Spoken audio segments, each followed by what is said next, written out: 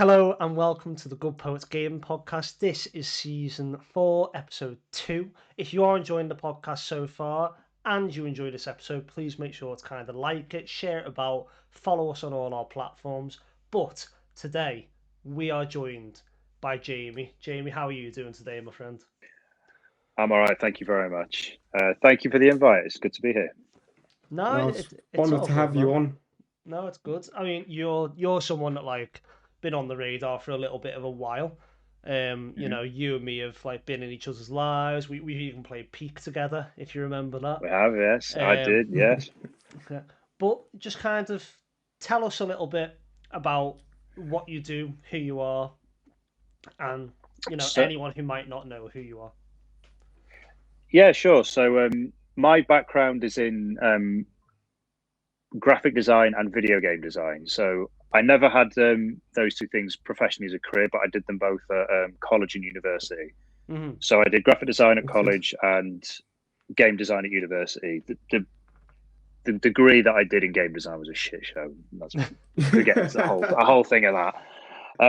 But basically, I've always wanted to be a creative. So I had dreams for a long time to be a game designer, but I can't code to save my life. Yeah. It's part of that side of the industry that I just don't have in my kind of skill set. And I'm showing my age here. When I did the degree, this would have been 2004 to 2007. And it was the first course, one of only a handful of courses across the country that existed at the time. Yeah. And it was split into the BA, so the Bachelor of Arts, and the BSc, the Bachelor of Science. I was on the Bachelor of Arts. And we were basically doing things like, so it was when Unreal 2003 was around. Nice. This would have been back in the PS2, PS3 days. Like, this is, again, showing my age here. And like I said, the course started late, so it was like 2 months late before it even began properly. So we were kind of in the doghouse even then.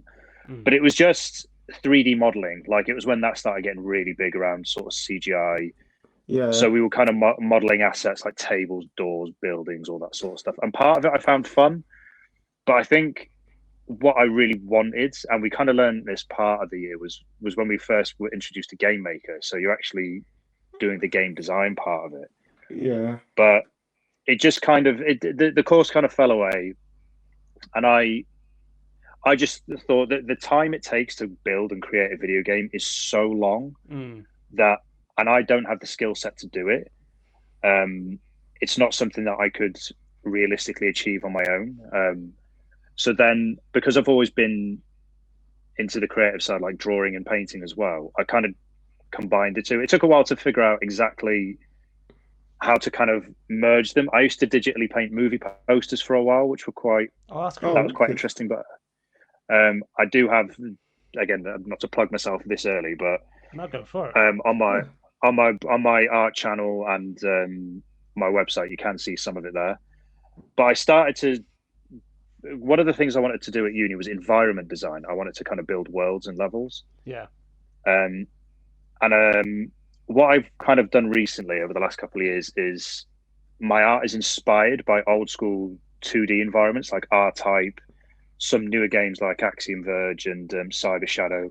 So the kind of the sci-fi pixel art that you would have seen in the 90s of those kind of 2D shoot 'em ups and sort of side-scrolling Metroidvanias. A lot of my artwork is inspired by those environments. Nice. So that's kind of how it's all connected. And recently, I found a piece of gaming software called GDevelop. It's similar to Construct, which I used before.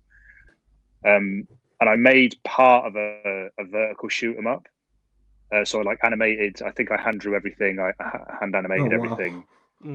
But the good thing with Construct is Game Maker has this function as well, but Game Maker is a bit too big for my brain. So all the coding of things is in little buttons. So you just basically apply the button to an object. So instead of code, instead of so when you have to code something, like you code it to object disappears when this object touches it. It's just in a little button. But Construct changed and became like a web only thing, and it was subscription based. But GDevelop's recently appeared, which does it in the same way, and it's very simplified. And it makes me think, and recently I've kind of written an idea of, could I make a game in that, because it eliminates the coding part for me, so I can just concentrate on all the art assets and link my artwork to building an actual video game. So that's kind of where I'm at now. But yeah, so all my art is linked to video game environment design and stuff like that. So that's kind of where I'm at now. I love it. That's brilliant. That's brilliant. Go on. You sure? Yeah, go for it. You You got this, man. You touched upon this, but do you want to go in a bit more detail in terms of what your creative process looks like? Yeah, sure. So the first kind of art in terms of the artwork, I discovered an artist called Peter Draw. He's called Peter Deligdish, but he's called Peter Draws on YouTube. He's like the godfather of what's known as doodle art. So basically, he just freehand drew. Again, it's just doodles. Like there's no kind of rhyme or reason to it, but his work kind of almost looked like biometric worlds. It was really mad, like all these sci-fi, and I just loved the freedom he drew with. Because I tried before, like doing comic book art and stuff, and I can't do anatomy. Like I get too frustrated with it. But I love the freedom of that. So I thought, well, I can't draw like he does his thing, but what do I like? So what are the things that I love the most? So pixel art, specifically in video games, graffiti art, doodle art, sci-fi art, and brutalism. And I kind of mashed all of that together. So the way I kind of start a drawing would be, I use dot grid paper because I need like a reference point to start somewhere. Yeah. And because of like the pixel art sort of nature of my inspiration, I'll kind of start with maybe like a line or a square and then expand it outwards to make it look like almost like a backdrop of, like, if you remember the games like the 2D shooters like R-Type and things like that, when you enter like one of the really big superstructure ships, it's all like, panels with lights and electronics and wiring. So it's kind of like, that's kind of what's in my mind, but you try and combine it with other things like say brutalist architecture or like graffiti, the sort of shapes and the sort of intertwining lines. And you kind of just, I suppose the best way to do it is you start off with basic shapes and then you expand outwards from those basic shapes. Sometimes you can go a bit more sort of freely with it and it's just random lines and you can pick out shapes from it. But other times there will be like, I'll do something where it will be just all squares and then I'll do details within the squares, or I'll pick like a U shape, it will be like that, and then I'll interlock them all together and do the details in between them. It's kind of hard to describe verbally. I don't know. I can maybe get a picture and then. It's great. Do you know what you mentioned that it's a lot of well, for lack of a better word, retro games that have inspired you, right?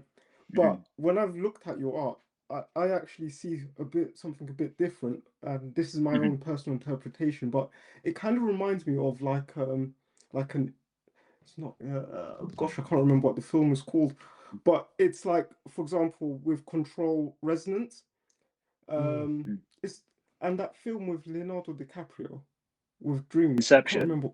Yeah, Inception, like where like all the buildings like fold on top of each other. Like when I look at it, that's the first thing that comes to my mind, because it kind of looks like structures being folded on top of it themselves, if that makes sense. Yeah, I know what you mean. The good thing is, and what I really like, is when people come into my streams and watch me do it, there's loads of sort of different things that people see. So floor plans is like one of the first ones, because it might be like a few sort of polygonal shapes next to each other. So because it's like a flat image, it will look like that. Bismuth is one that gets referenced quite a lot. It's that kind of weird metal when it kind of makes all the cubes and stuff. The Infinity Castle from Demon Slayer is the most popular reference. So like, but that came from like a black and white drawing I was doing, and I'm like, Demon Slayer. My son watches Demon Slayer, and I'm like, I've seen him watch it, but what do you mean specifically? And it was I can't remember the name of the kids who map out this castle. So I googled it. I'm like, okay, I see what you mean, but I've never ever seen Demon Slayer. But there's always like, it's really cool that circuit boards is another one that people see. But I actually quite like the fact that people see it. I think only 2 people ever have said it reminds me of R-Type, and I was like, that's it. That's the one. That is the game. So I was really chuffed that someone saw it at least. Nice.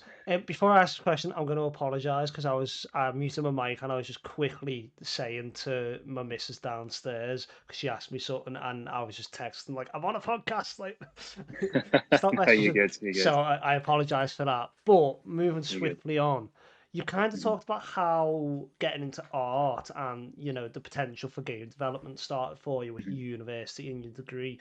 But tell me a little bit more about content and what made you start thinking, oh, I'm actually going to put myself out there and, do lives and do shorts and things like that. Well, I think I had the idea of, because again, I think my age maybe was a bit slower on the uptake of social media, specifically YouTube and things like that. Mm. Um, when I saw, I think the first artist I ever saw that really hit me was an artist called Nico Di Mattia. He Mm. does speed paintings like digitally of like movie characters and stuff, which is where I got the inspiration to start that from. But I didn't have the gear to do it. Yeah.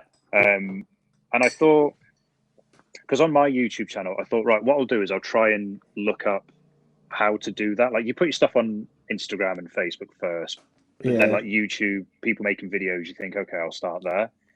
And then you kind of try and dive into the whole thing of, right, your thumbnail needs to look like this, your format needs to look like this, the time and all. And like, because you, again, I think one of the things that I don't like about putting your content is it's like you have to feel like you follow an algorithm. And I'm like, Yeah. Yeah. but it feels kind of not nonsensical. Like TikTok was the last one that I went to because I thought it was just teenagers twerking and all sorts of nonsense. But when you get past that, there's a massive art community, gaming community. TikTok's Yeah. actually very, very good. Mm. The only problem with TikTok is what I found. I'm sure you guys found. A lot of artist friends have said the same thing. Is that the kind of automated bot, if you like, to say what you can and cannot do. I nicknamed her the Karen bot because she's just like finger wagging Oh yeah. constantly at what you can do. But TikTok actually has a very good entry point. So you only need 50 followers to be able to go live. Yeah. I think TikTok does seem to want to encourage you to put stuff out there, but it's kind of very hit and miss. And because I'd seen so many artists on TikTok, to go back to your question, be successful through it, and I was able to get like a little bit of pocket money here and there through gifts. I thought, well, this actually makes the most sense. Like I think I got 1,000 followers after a video, but I thought, oh, I should go to YouTube because that's where the proper stuff is. But to catch on YouTube is so hard. Yeah. Yeah. And I just thought, I've already got an audience on TikTok, like over 1,000 followers, people actually engage. I think I'm at 4,500 now. Mm. It just made sense to kind of, that's at your disposal. You can make a bit of pocket money from it, and use TikTok as the platform to say, right, this is where my most viewers are, and use this as a means to say, right, I'm here. You can find my stuff here. Yeah. So I kind of use it as I didn't want to have that mindset of I want to be a content creator. Yeah. I wanted to have the mindset of I'm an illustrator who uses social media as a tool to push everything out as one means to do it. Yeah. Yeah. It's just like I said, the Karen bot can be a bit finicky. Like if you kind of put a link to another website, it's like, well, you can't do that, so you're going to be restricted for it, and you just think, Yeah. like, I use this all the time. Like, I'm Yeah. using this as well as the other stuff. I'm not using the other stuff instead of you, Karen. It's fine. Like, Yeah. I'm not leaving you. Like, I just think it could do better in that sense, but it's a very, very good tool, and I think if it's seen as a tool, I think people can go really far with it, and it's a very good way in to kind of whatever it is you do, like if it's gaming or if it's drawing or whatever it is. And I just think Mhm. if I use it in that manner, I can be successful off it, and kind of that's where I am with it. Yeah. No, 100%. Just going back to your point on like having links and stuff like that, I remember ages ago I did a charity live stream and I had a QR I code remember this. on my live, and my live got blocked 6 times and I had to appeal. So Yeah. every time the appeal got overturned, because like Yeah. I literally like sent them the QR code and was like, it's to a charity. It's to a just Yeah. giving page. Like, it's not like it's going to my bank and then I'm giving it to the charity. It was Yeah. literally to the just Yeah. giving page. I was not a middleman in any way, and it was just a bit like, like, come on, have a think. Like, I know it's all AI and stuff, but Yeah. I've got in big letters charity live stream. Yeah. I've got QR codes. I've got links to the charity. I've got the charity's name, and just a bit like, come on, man. And like, I've been banned for drinking this before because he thought it was a can of Yeah. beer. Yeah, I've had similar. It's the thing is it's that you understand like the point of having safeguards, Yeah. but they're just Yeah. implemented so badly. Like it Yeah. can't tell the difference between like sarcasm, or it can't tell the difference between a can of Pepsi and a can of beer. It's like, Oh yeah. you're hurting people by getting them restricted or banned for such silly things. Like I had it once where I got gifts banned for a week because they said you're leveraging gifts, and I'm just like, I don't think you understand what that word means. Yeah. I don't think you understand what that, because leveraging means like it's almost like you're hoodwinking people into gifts. Yeah. Yeah. But it came randomly, and whenever I get a gift, even if it's just like a rose for a penny, I always say thank you. That's literally it. That's the only time I even mention gifts. And I thought, the only thing I can think of is, when you've got like a goal on TikTok and it says, what's the purpose of this goal? I think it's just any gift you give can help me basically towards more art equipment to keep making art. It was along those lines or something. But that was up there for a month. And I thought, does the AI think that I'm saying, give me gifts so I can buy stuff? Yeah. I don't know if that's what it thought, but I thought, but that's been there for a month. It can't be that. But it was just the only time I ever mention gifts on when I'm actually streaming is I just say thank you. That's it. I never ever say anything about them. I just always thank somebody for giving me something, and that's it. Yeah. But it's like the AI can't tell the difference. Yeah. It's silly, isn't it? And I think the way that like you do it is the best way to be about it, because like the only things I've been in your lives a few times, and I can't stay long all the time, but I've been in a few, and the only thing that you leverage is you say, if you're enjoying the live, like it. If you're enjoying the live, share it, which are both completely free things to do that people can do without even thinking.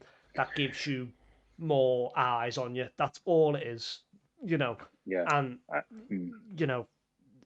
whenever you get a gift, it is always retro. You're not going to give me more gifts. I want give me the fucking money. It's I hate that. Absolutely hate it. You've kind of answered my next question already. The question was going to be, do you have any content creators who have inspired you or currently inspire you? Maybe let's flip it. We talked about the art ones. Are there any gaming ones? And it sounds like I'm begging for you to say me. And I realised how that sounds. I'm really not.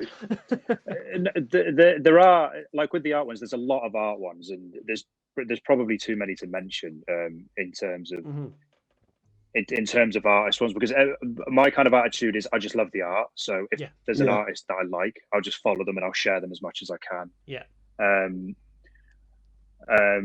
One of my friends, Charlotte, who deserves a mention, she was like one of the first artist friends that I made. She draws football stadiums. Oh wow! And she's like the work from her first stadium to now. She's just recently done Wembley. She did all 92 stadiums and then Wembley, and her work progress is awesome. So I love seeing stuff like that. In terms of gaming ones, again, without blowing smoke, I mean, you two were like two of the first that I followed. There's because it's like I'm always watching how you do it.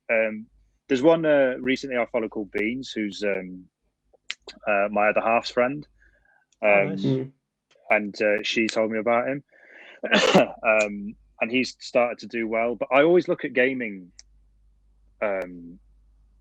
sort of streams to see kind of how you guys do it, because I do have a gaming channel as well, and one of the things that I've always loved is, because gaming is such a big part of my creative world, is as like a side project, I've always wanted to do things like video essays, like the sort of workings of video games. Like I love like I'm a big thing about game design. I think game design is king personally. Gameplay is king when it comes to it. So I think gameplay is like the middle box, and then everything else should be out from that. Yeah. Yeah, 100%. So, like in terms of TikTok, you two are the first ones I saw. Beans was one. There's a guy called MJ who does Clone Hero because I really like playing Clone Hero, so I like watching him. There are a few others who escape me off the top of my head, but in terms of other content creators, one of my favorites is Yahtzee Croshaw, who used to work on The Escapist.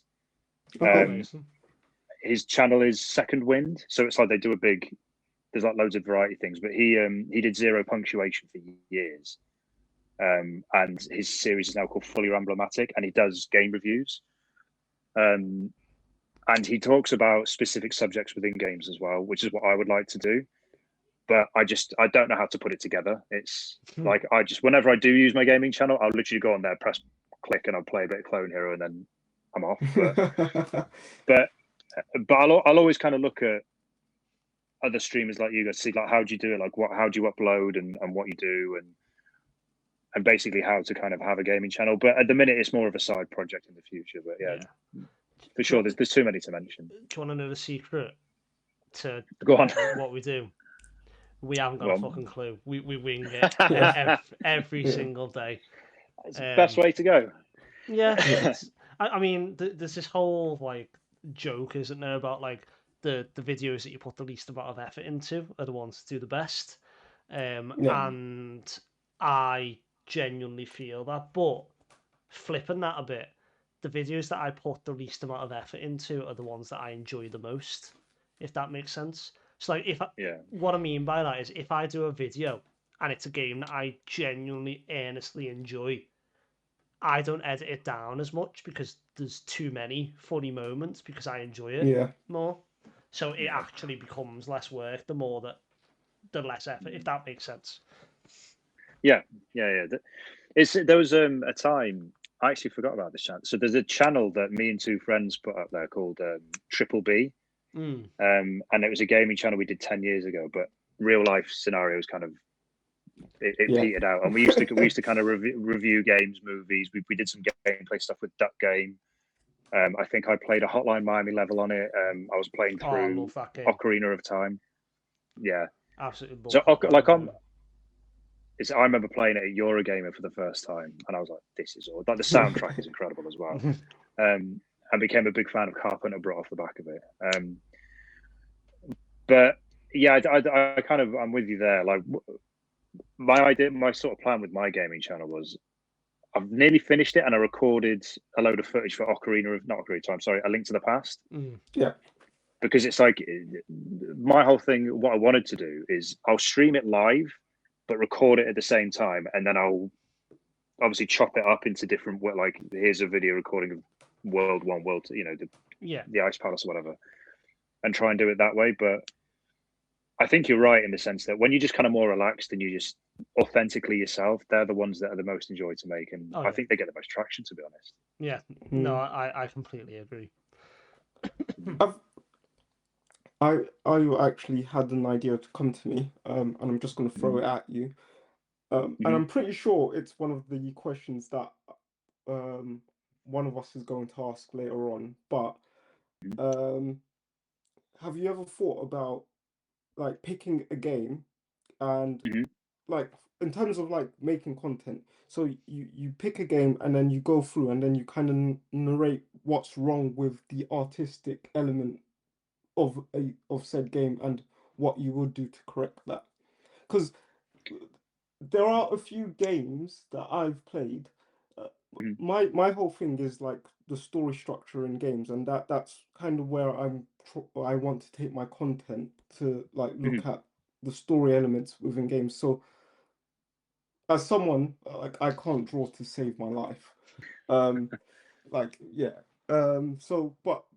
there are certain things that I see in video games and I'm like, surely they would have designed that better, or like that doesn't make sense, or it looks like.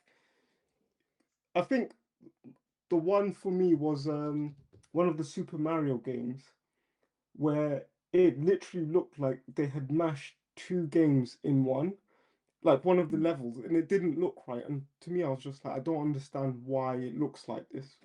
But if someone that was interested in games and was interested in art could be like, no, you're fucking idiot, Poetic. Like, this is why it looks like that, or actually, Poetic, you're absolutely right. Like, I think I would have really, well, I would still really like that. So that's an avenue that you might be able to pursue. I'm not sure. Do you know what? I actually really like that idea. It reminds me of a video I did that I've jotted like a few ideas for videos down, and one of them was, it wasn't a critique, but like an appraisal, if you like. So it's basically what you're suggesting there is almost like a flip of the idea that I had, and one of them was because I suppose my expertise, if you like, is drawing the art style. Yeah. And an idea I had was like art styles that perfectly match. And I think the best example of that is Hollow Knight. I think that art style is perfect for that game. You cannot have that game in any other art style. No. And like I'd like to write maybe about that, like the Ori games as well. And they're 3 of the best games I've ever played, by the way.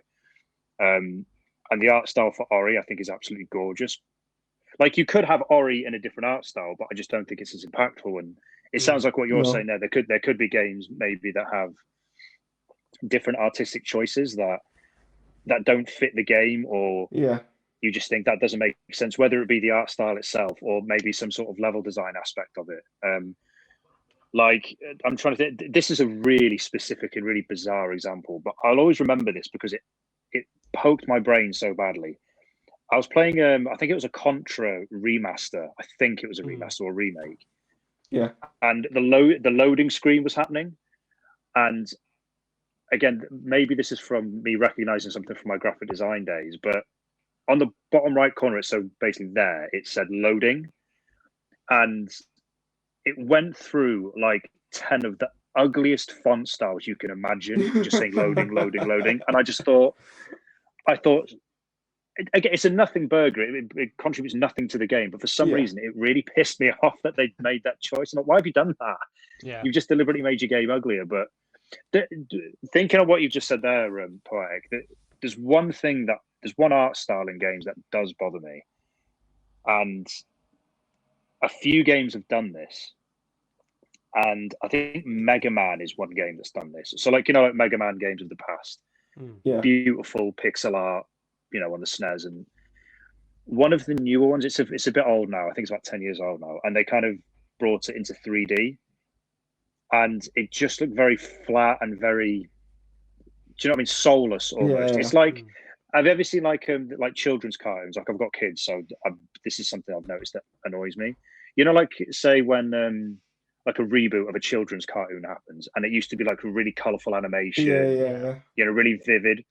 But a lot of it then will get changed and updated, rebooted, and it's like really chalky kind of 3D. Do you know what I mean? Just soulless tat, it almost feels like. And there are some games that have done something similar. And it kind of baffles me why would you kind of do that? I just think it, and the thing is, that's not a slight on obviously the artists and the 3D modelers who make it. It's a lot of hard work, and they certainly do a better job than I ever could. But there's a creative head somewhere who's told them to do that, and it's like, why? But why? Like, I mean, the Mega Man example is not the word. It's the Mega Man one doesn't look that bad, but it's the only example I could think of where it's a noticeable downgrade, if you know what I mean. Yeah. No, I think mentioning like cartoons and stuff, I saw I think this was on TikTok, and it was like basically like cartoons then and then cartoons now. And it was like there was one with like Bob the Builder, and I was like, if you showed me Bob the Builder today, I would be like, I have no idea what that cartoon is like. Yeah. I've never. Like, it looks so different. It's mad, isn't it? Yeah. It's absolutely mad. Do you remember? It's removing the character. Yeah. Sorry. Am I the only? Did any of you watch Thomas the Tank when you were younger? Yes. Does anyone remember when they bricked up one of the rail, one of the trains, to just like put him behind the tunnel? Yes. Anyone else remember that? Yeah. Savage, wasn't it? Yeah. I do remember that. I don't remember the full episode, but I remember that moment. Yeah. I want to say, I want to try and give them like a bit of a get out clause here. I want to say it was kind of like around the time they'd done a similar thing for like the channel tunnel or some type of tunnel, because I know that's what they had to do. Because like they dig, don't they? And then at the end, you basically get the diggers and dig them into the side and cover it up. But like, it was just very odd in a kids' cartoon. Like, oh yeah, this beloved character, he's going to be buried alive now, children. And it's just a bit like, because it's like, hang on a minute. It's like he's a sentient train and you just buried him. If it was Hendry, it's justified. He was a dodgy bastard, but anyone else, I can understand. Like, but yeah, no, it seemed a bit much that for kids' TV. Yeah. Yeah. So sorry, go on. So Jamie, you you briefly mentioned like you got like 1,000 followers off of a video. You're now on like 4,500 on TikTok. What so far in your content creation journey, what's been the most pinch myself moment for you? There's not been too many. I'm not gonna lie. To be honest, it's just any time. To be honest,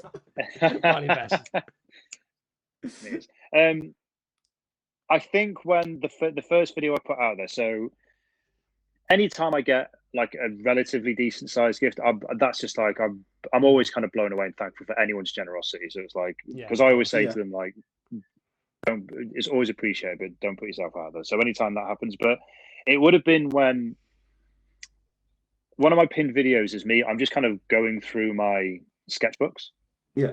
I'm just kind of turning pages, and then I'll pick another one. I'll turn the pages of that, and I just put like a soundbite on the back, and it's like, support your fellow artists, blah blah blah. Yeah. And when I first saw that one go, I think it's on about 11,000 views now, but it jumped to 4,000 really early. Yeah. And I was like, holy shit! Like, obviously compared to some of the bigger ones, you're like, it's fucking nothing, but.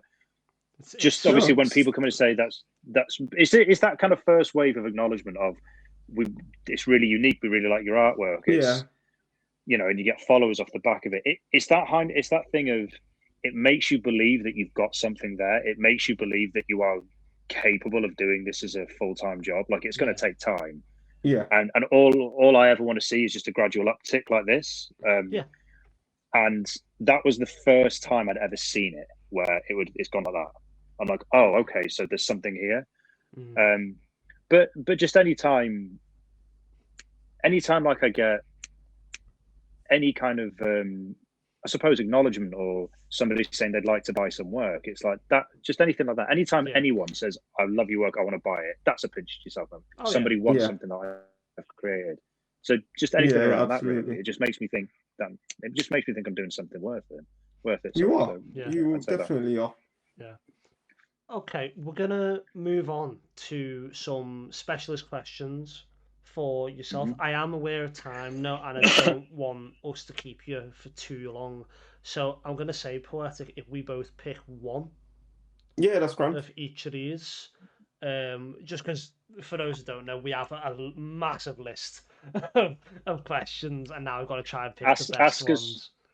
Ask as many as you want. It's fine. Okie dokie. We'll pick two then. We'll pick two each. Yeah, that's fine. So, if you were commissioned to design a UI for a HUD, which game would you want to like completely overhaul and completely change? Good question. Ooh. I can't take credit for the questions today, by the way. Poetic sorted them all. So. That's a good question. It would I can't think of necessarily specifics. I am trying to think of a bad one.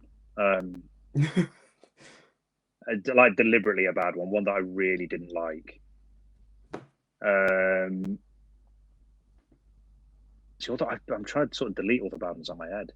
It would probably be, there are some shoot 'em up games, I can't remember the names of them exactly, where it's probably a style thing. And any kind of game where a 2D game where necessarily the kind of HUD doesn't match the style of the game. Yeah. So it's like, like when you press pause and you go into the menus, and say the colors are randomly different, or the font is just obnoxious. Like, it's all twirly, and I'm just thinking, make it fucking readable. Do you know what I mean? Like, it doesn't. Again, this could be the teachings of my graphic design class coming back, but it's like you don't need to be overly fancy. In terms of specifics, I haven't. Maybe not necessarily the design of it, but there is one thing I would change about Ocarina of Time that boiled my piss, which is, I guess, one of the greatest games ever. But there is one thing. So anyone who's played that game will know the Water Temple. It's the most infamous dungeon ever, right? Yeah. Just an option. Just assign a button to instantly put on and off your boots instead of pause, doodle-im, doodle-im, fucking put the boots on, doodle-im, doodle, and it's like every time you had to do that. So just, it wouldn't necessarily be a look, but maybe a button. In fact, no, there you go. I can apply it there. You know what? So the way it worked on Ocarina of Time would be, it was your three, so your left, up, and right C button arrows were assigned to one of your weapons or whatever it was. Just add the option to put your boots on them. That would be it, or have an extra. I don't know, because there were quite a lot of buttons on that pad, but just something that could have connected them more. Like if there was like an extra bit of UI that could have connected the process of that more, maybe. I suppose that's more of a practical thing as opposed to a design thing, but that it's just as well because of the sound effect, the and it's like, that's not right, okay. But I suppose that, but that's more of a practical thing as opposed to a visual thing. No, that's a good answer. There'll be some. There's a lot of. I'd say there's quite a few shoot 'em ups that are a bit too leery, where it's like you could just calm that down a little bit. Someone's got their creative hat on, if you like. Yeah. But just scale it back a few with some of them. Nice. I'm just gonna throw my hat into the ring. Just one last point before you go on to your question, Poetic. This is my bugbear with video game HUDs. Why do we feel the need to have transparent mini-maps? Like, that you can kind of see through. Like, just have them there. Like, or not. Like, I think Red Dead 2 does this brilliantly. It's a solid map, but you can change the size of it. You just made me think of one. Oh, go on. Call of fucking Duty. So, whoever decided to do this on Modern Warfare 2019, it was like a list. So your loadouts were like, top to bottom. Yeah. Then from number 2 onwards, it's like left to right, and then it's just a mess of things. It's like not even necessarily the visual aspect, but just reordering it in a way that goes, right, just list it. Like, you've got your box there that you're looking at. Everything's on a list, like a menu. Instead of, it's not necessarily the worst, but I just think, why change something that worked so well? Like, it's the old expression, if it's broke, if it ain't broke, don't fix it. But I do agree with you on the transparent minimap. It's like, it's completely non-committal. It's like, either have it or don't. Like, exactly. So I can feel you on that one, yeah. Gosh. All right, so my question is, if you could leave a tag or piece of your artwork in any video game, which would it be? Another good question, that.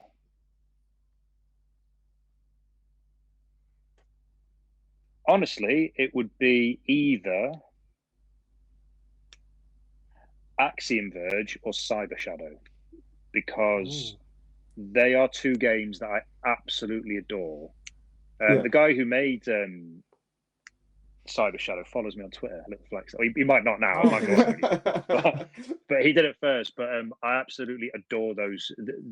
In terms of art styles, they're 2 of my favorite art style games ever, and the games themselves are fantastic as well. And I think my artwork would fit in those environments.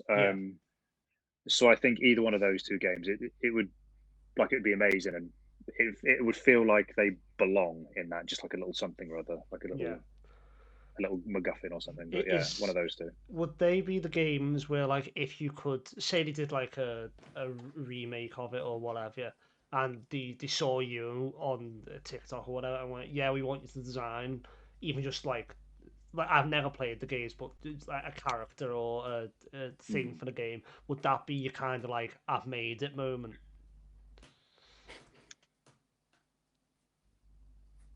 Possibly. Mm. It'd be one of them, but Yeah. it's hard to say because I suppose my made it moment, I don't kind of see it as a one-off thing. Like that would be amazing, and I would Yeah, milk the shit out yeah. of that. Don't get me wrong, I would be plastering that everywhere. Yeah. But I think my made it moment would be when I have a business that's completely self-sufficient. When it's Yeah. like this, Yeah. when I can call it my full-time job, that's the made it moment for me. Yeah. I'd say that, but that would be like a one moment thing, like a one-off thing where I can, again, I would show it off completely, but it would have to be like that, but consistently, I think. Yeah. No, amazing, amazing. I'm trying to find a question.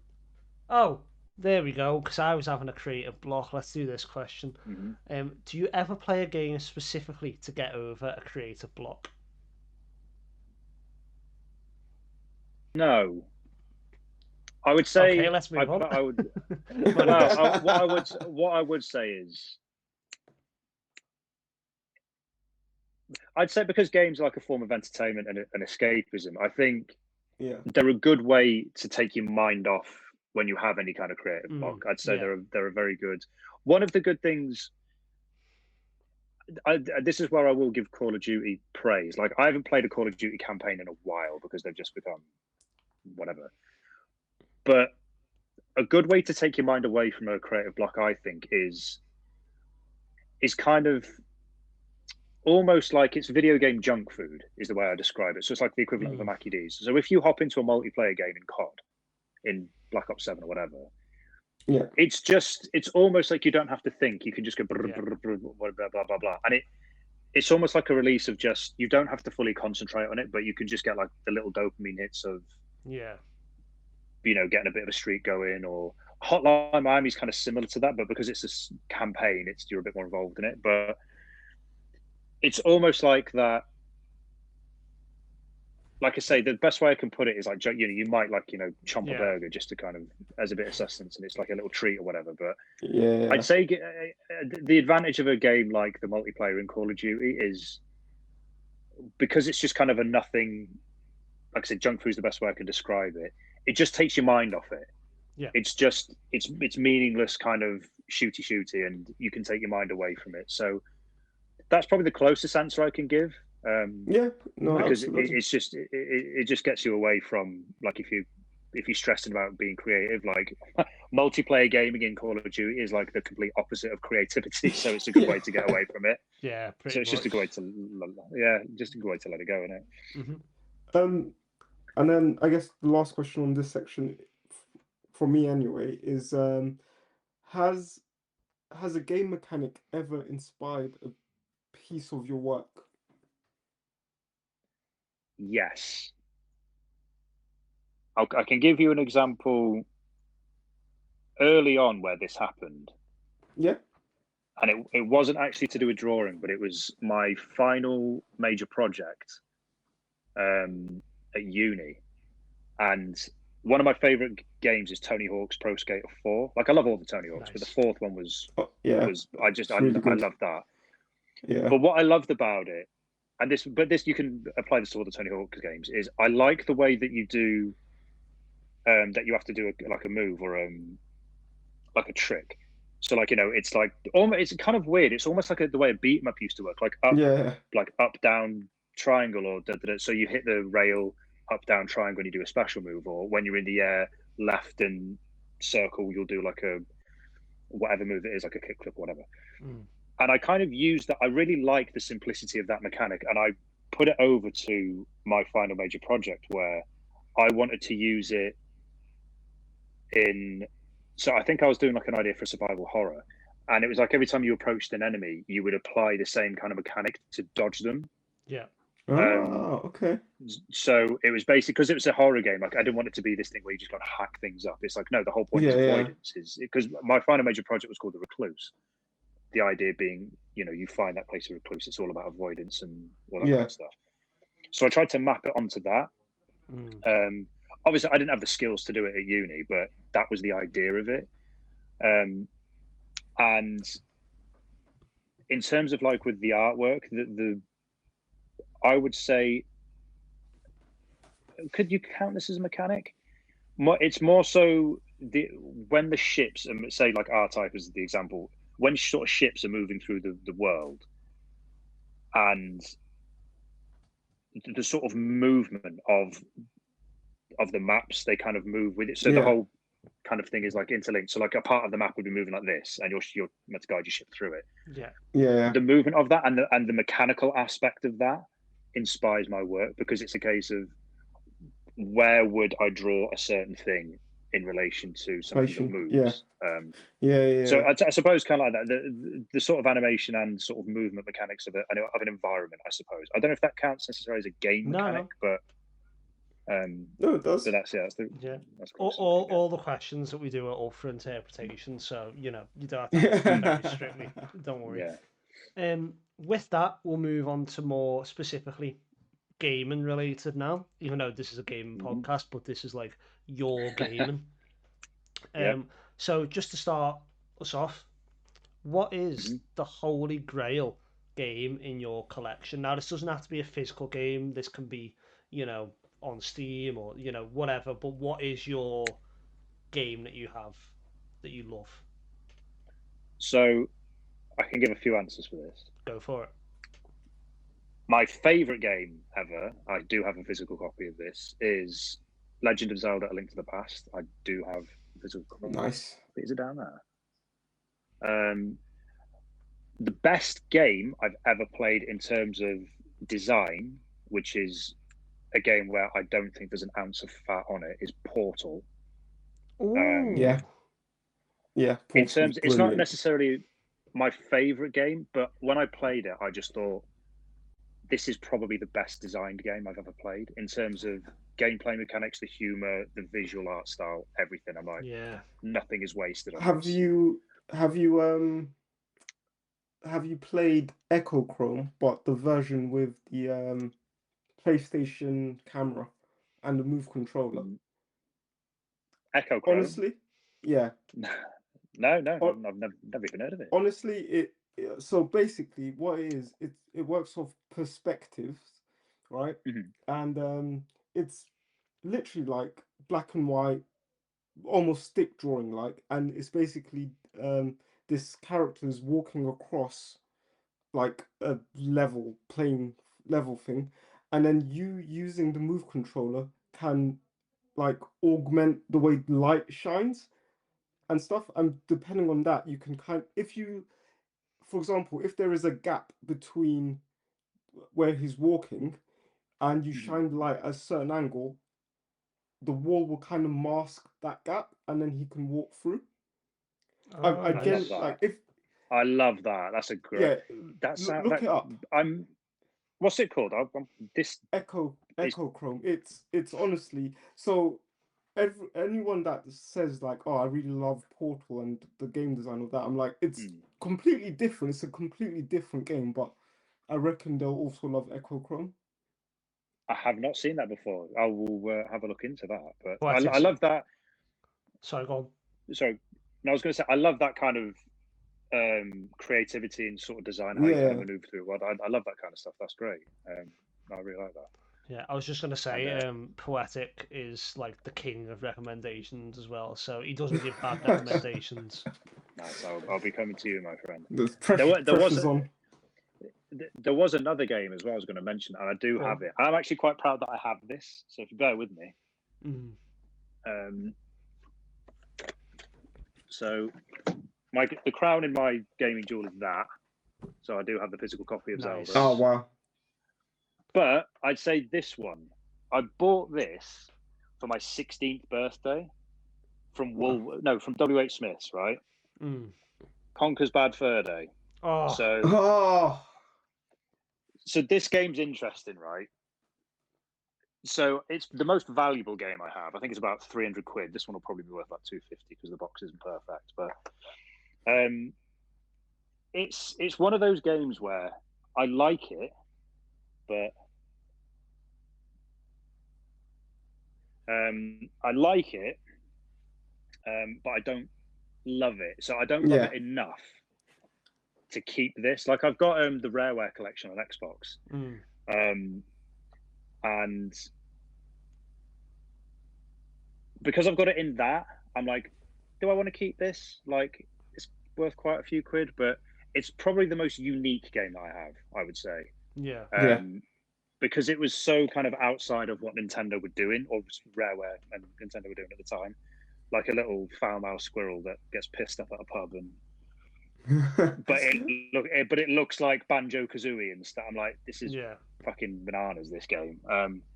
Like I say, gameplay-wise, there's quite a few faults in it, but it's one of the most interesting games. So I'd say, in terms of being interesting, this is probably the crown in the jewel. But now, having a physical copy of my favorite game ever, it's that one. Yeah, nice. I like it. I'm not gonna lie. I think you've answered both of my questions on this section. But oh yeah, you have. Well done, made for podcasts. Yeah. But what I will ask is, is there a game that is visually like awful, but you absolutely love? Good question. I feel like I need to get my Steam list up now. I think I might have an answer to that. Go on. But I don't think it's like I don't think it's awful. I've got one. Go on, I want to hear yours first. So I personally don't think this art style is awful. It's just compared to other games, and it's a mobile game actually. I don't know if anyone's. So it's not the same as mine. I don't know if anyone's played it, but it's called New Star Soccer. No. On phone, and it is the best football game ever made, and I will stand by that. That's a big statement. No, honest to God, download it today.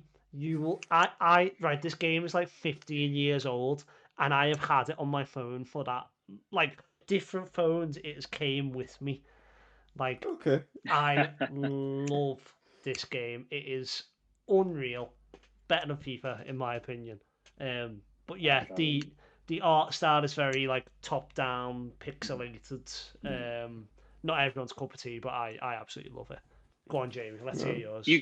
I was going to say you could argue anything on the PS1. Yeah. I'm just saying. Original Harry Potters. Yeah. I have got one though. GTA San Andreas. That's not. But I will say. Yeah, that is. I will say the graphical change was more out of necessity as choice from the looks of it. So if you remember Vice City, right? Yeah. Vice City looked amazing. And obviously the sort of theme of the location, like Miami, is obviously the theme, the 80s Scarface style. Yeah. When San Andreas was announced, you think, okay, cool, it's going to look like that, but more. But because it was so big, I can't tell if this was a deliberate choice or not. It felt like it wasn't. But if you looked at some of the cars, like the details on them, like specifically the colors, it looked a little bit cell shaded.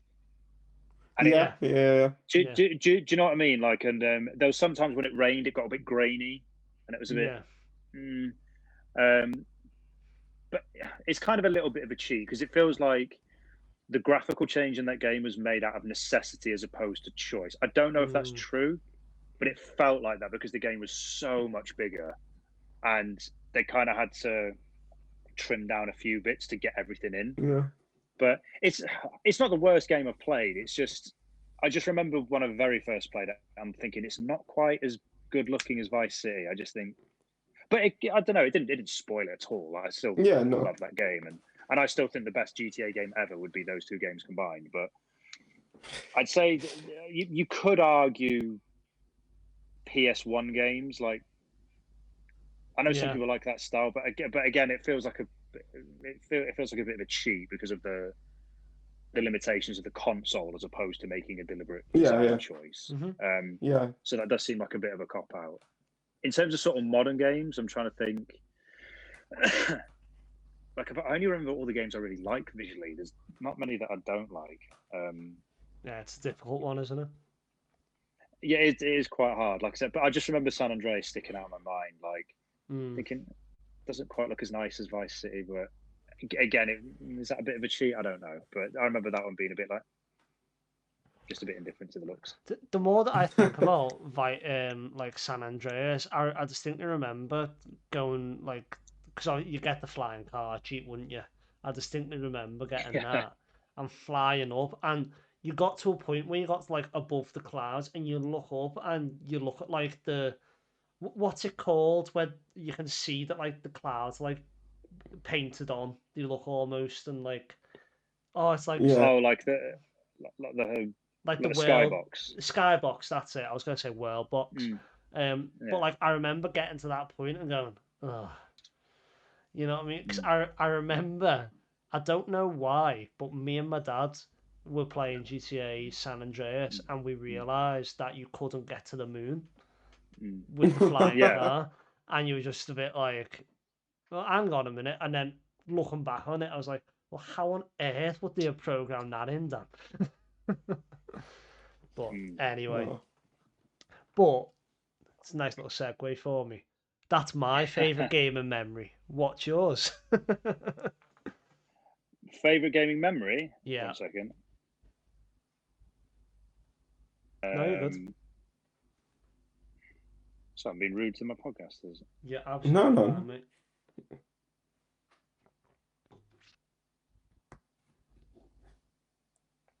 Sorting out your tea. So yeah.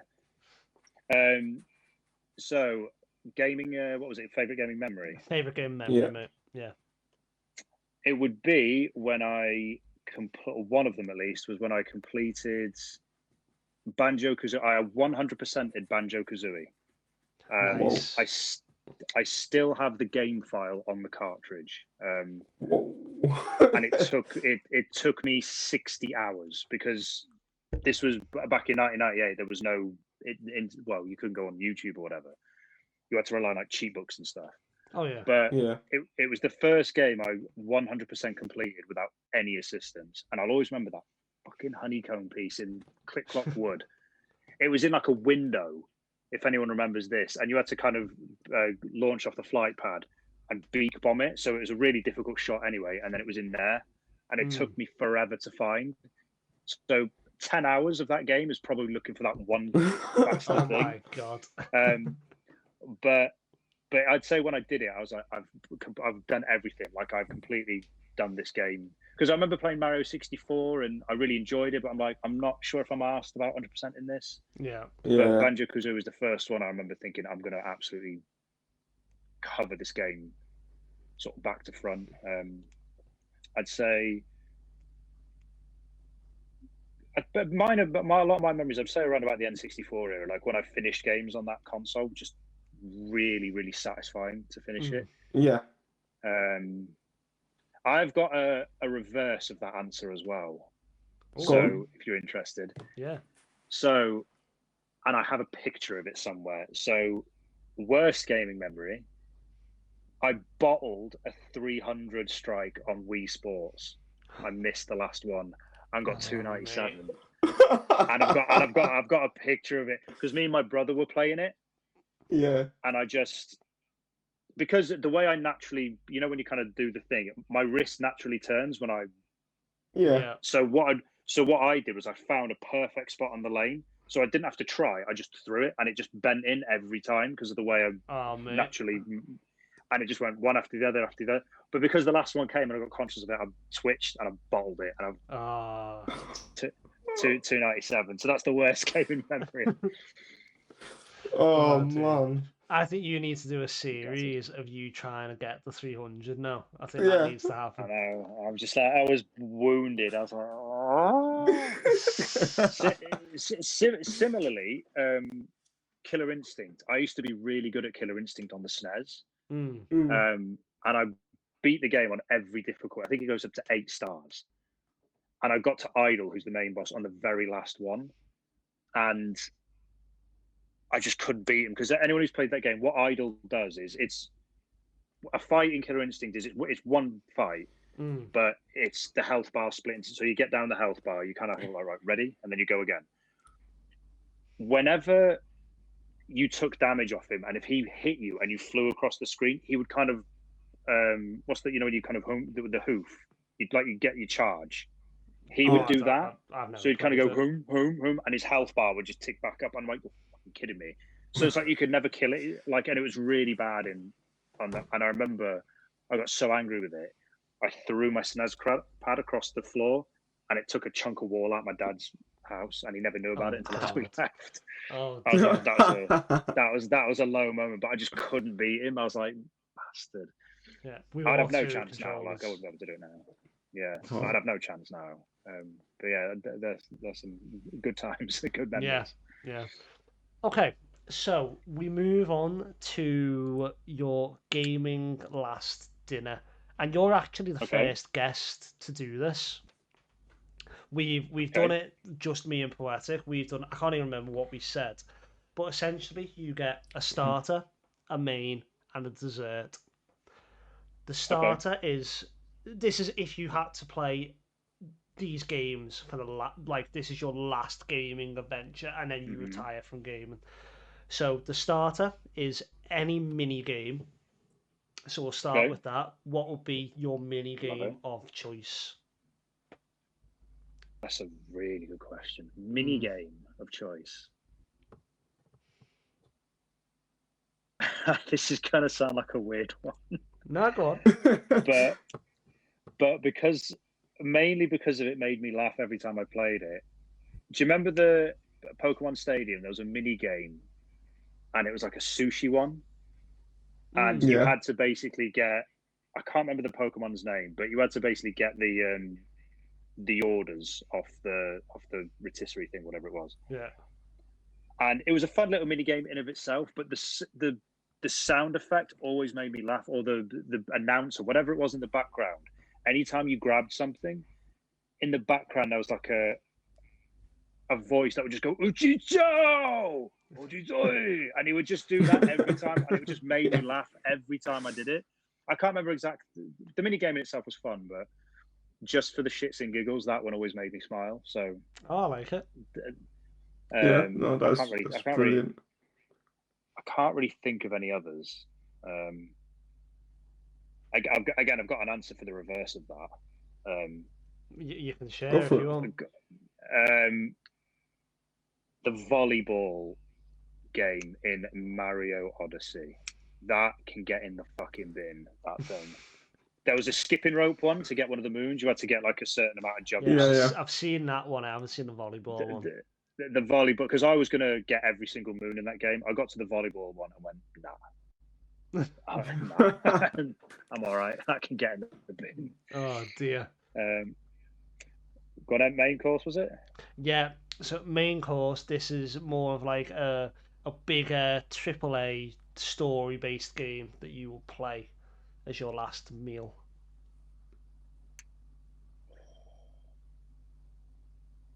Oh, that's horrible.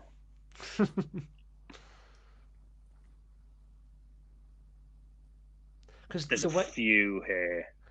Well, the way that I kind of think about it is, if it's my last go at gaming, I would. There are some AAA games that I could get bored of in about 20 minutes. I'd want it to last hours. So that's just my way of thinking, if that helps you. Right. There's two. I have got a choice, but there's a reason for these two specifically. So it would be Perfect Dark or Time Splitters Future Perfect. Ooh, so it's the same. Okay. It would be Time Splitters Future Perfect would be the choice. Yeah.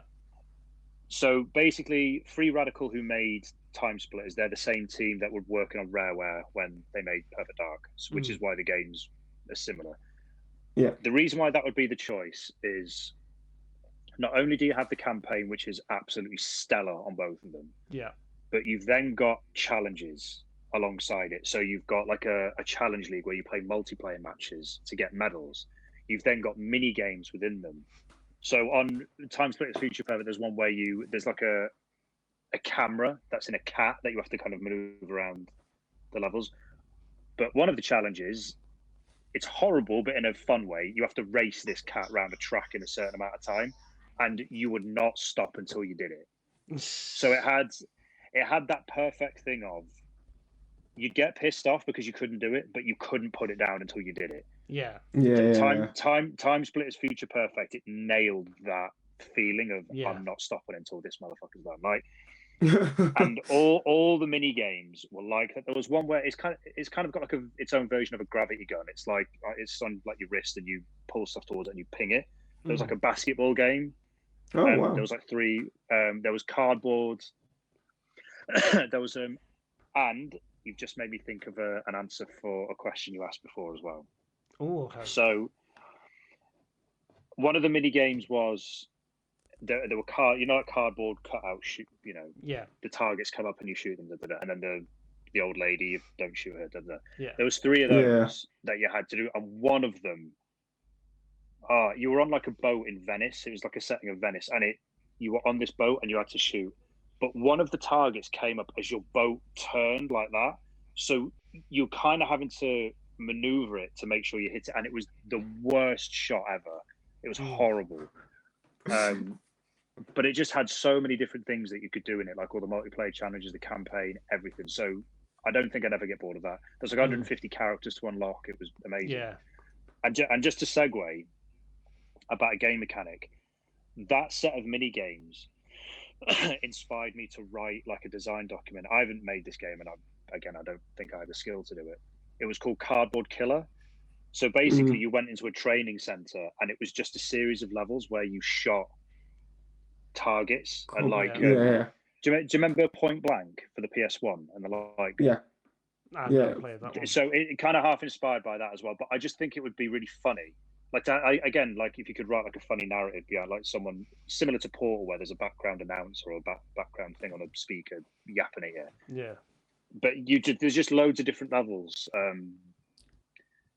where targets come up and you're just desperate to beat your score. It's like if you remember on the early Modern Warfare games, the old ones, the start was you went through the ship, and you had to get a certain amount. So basically that. And I think that eats into something I call video game bubble wrap. So the sensation of popping bubble wrap is just you keep going and going. It's just so satisfying. Yeah.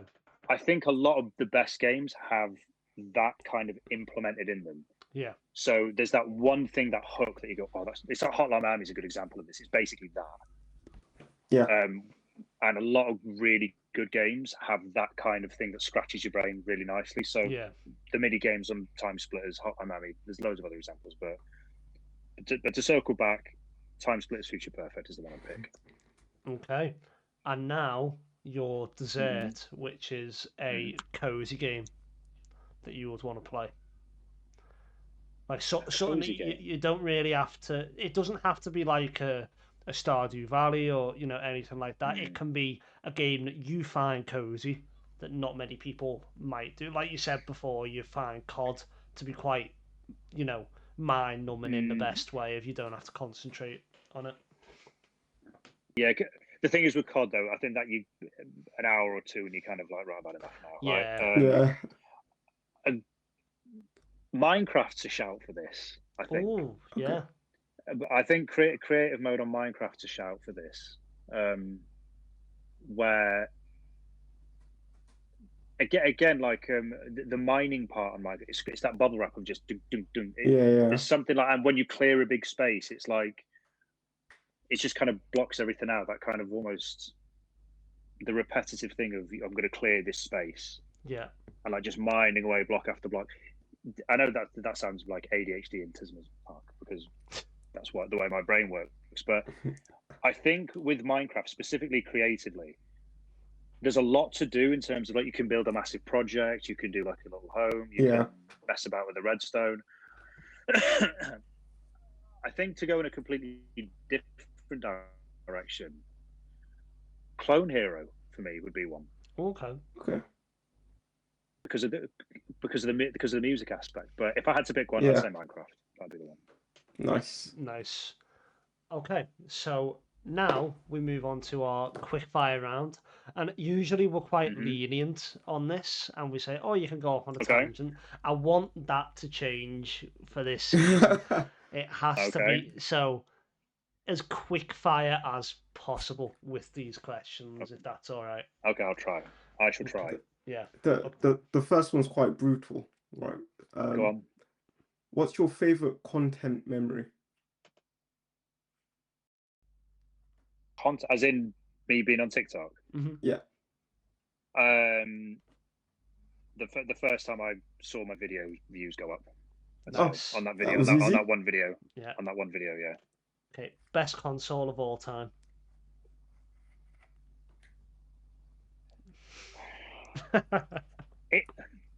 It is the PS2, but my favorite is the N64. Nice. Ooh, okay. Your dream game. If you could make a game of anything, Mhm. what would it be? It would be a horizontal shoot 'em up Nice. Oh, okay. Top three or a game. platformer. Sorry. Oh, no, you're good. You're good. Yeah, I Go like on. it. Go on. Top three games of all time. I'll give you my three favorite. Yeah. Link to the Past, Time Splitters Future Perfect, and Half-Life 2. Nice. Ooh, okay. Now this is purely based on the character design. Mario or Sonic? Oh, Mario. Okay. Yeah. Mario. And this one purely based on cover art, physical games or digital. And when I mean cover art for digital, I mean like the Steam page type thing. Yeah. Oh, physical. Yeah, I thought so. Yeah, physical. Yeah, First physical. person or third person perspective? Depends on the game, but first person. Ooh, okay. I don't think a lot of people would agree with that, but I do. I mean, there's a whole other discussion, but quickfire. Yeah. Vibrant neon colors or monochromatic? Oh, neon, vibrant neon all day. Yeah. Really? Okay. Yeah. What should listeners of our podcast play to see art in motion? Ori and the Blind Forest. Ori in the Nice. Blind, not Hollow Knight. Ori in the Blind Forest. You either or. Yeah. Either Okay. the two Ori games or Hollow Knight, I'd say. Nice. Well, Okay. you survived the quick fire. Well done. So to kind of end the podcast, do you have any questions for us? Um, And you don't have to. You yeah, can say no. Go on, go on. I'll have a couple of questions for you guys. Go on. What is your dream scenario with content creation? Like, what's your dream to come of all of this? Okay. Do you want to go first or me, Poetic? I'm easy. I can go first. Yeah, go Well, I think the short answer is to do this full time, right? Yeah. I think that's all of our that would be all of our answers. But I think, as I mentioned earlier in the podcast, one of my passions is stories within video games. In a different life, I think I would have been an author, writing my own stories, writing my own books. I've done some stuff like that in the past, but I I'm starting. Well, I will start a YouTube series called Poetic Prose, where I will analyze the stories within video games at in different ways, and I the best way I can sum it up is I want to be for stories what Digital Foundry is for graphics and game performance. Nice. So yeah, that's me. That sounds awesome. Yeah, that sounds really good. Thank you. For me, personally, I would like to if I got to a point, obviously doing it full time is the blanket statement, like Poetic said. But if I got Yeah, to a yeah, yeah. point where I was being invited to like be a creator at DreamHack or Eurogamer, or being on Yeah. panels and like being flown out to places and stuff. That would be like my mum I've made it moment type of thing. Um, but and then that kind of coincides with what I want for the podcast is being able to do like a live version of the podcast at an Yeah. event, or like if Yeah. like I would much. It's kind of like I don't know. I'd rather Liverpool win a Carabao Cup than England win the World Cup. Amen, brother. Like like Amen, brother. I would rather me and like Good Game Dan completely disintegrate, but Good Poets goes up here. Yeah. That's my like analogy with that kind of thing. I'd like to us to do really Yeah. really well, and I think we will. Yeah. Yeah, 100%. You keep the one thing. So I showed my missus when you were on stream the other day. Kerry, she came in and the thing. She's the one who introduced me to beans, and she said the one thing that you're very very good at is you're very personable. Oh, thank And I you. would say to both of you is the reason why I've got no doubt that this podcast will work is because it's your authenticity and it's very clear that you both love what you do, and I think people Yeah. latch onto that. It kind of goes back to earlier what I said about content creation and TikToking is I think this whole thing surrounding algorithms and people sometimes feel like they have to adjust the way they behave or just the way they do things. It can come across a bit robotic and a bit fake. Yeah. And that's Yeah. not necessarily their fault because they're trying to figure out how best to make it. But I think what people really want to see is just authenticity, is just people just genuinely enjoying talking about the things that they love. And it's clear that you both do. So there's no doubt that I think this will go far. Like it's just keep at it. Thank you so Appreciate much. you, man. Nice one. Did you have any Any other other questions? questions? Jinx. Yeah, my other question was, what are your favorite games? Well. Go on. I actually think I know yours, Dan. Yeah, really? Yeah, Oh, who doesn't? I've heard you mention it, but I forgot the name because it's one that I'd never heard of until you mentioned it. I'm like, what the fuck is that? Yeah. No, But so I've heard you mention it. yeah, so Kingdom Come Deliverance is not my number one on my list. Okay. That's what I'm gonna say. Okay. But what I'll say, one of the Assassin's Creeds is my number one. You people will Poetic. I think Poetic knows which one it is, but Yeah. people can guess and stuff. But I think going kind of like into retro. Obviously, you've seen me play Spyro. Yeah. Shadow of Rome. I really like that game. If you haven't played it, it's basically if the film Gladiator had a game. I absolutely love it. What are some others? I love like the old strategies like Total War or Stronghold 2. Those anything like kind of naughty's PC. I'm all over it. Command and Conquer, Commandos. Command and Conquer's are great. Yeah, like Spore. Anything naughty's PC. I absolutely loved. Yeah. For me, again, I think Dan was gonna say, but like we're currently doing a top 10 games, and right now we're in I think the top 3, so it's a bit difficult to say I don't want to spoil. without Go on then. Yeah. without Yeah. spoiling it. So, what I will say is that my top 3 games, all appeared on the GameCube. Wow. Interesting. I think I know what your number one is Interesting. then. I'm not going to say it, but I think I know what it is. Yeah. I had the toughest time. Like I've spoken to a few people about my top 5. I can pick 4. I think I can pick a 5th, but the 5th spot is like there's 6 different games that could take it. So one is A Link to the Past. Yeah. Okay, it's a bit of a cheat. Ocarina of Time's kind of next to it, but I'm trying to do the thing where you don't pick games of the same franchise. Yeah. Yeah. 2 would be Future Perfect, Perfect Dark, Half-Life 2, Perfect Dark. Those 3 games are quite similar, but they just ticked every single box. But you could legitimately have. I think I picked Banjo-Kazooie for the 5th one, but you could have like Hotline Miami, Hollow Knight, Yeah. I'd with the Ori games, GTA, Vice City, San Andreas. Like, yeah, there's so many. About sort of top 5s and top 10s. I could probably get a 10, but top 5 I find really, really hard. Like I said, the top 4 is where I'm kind of at.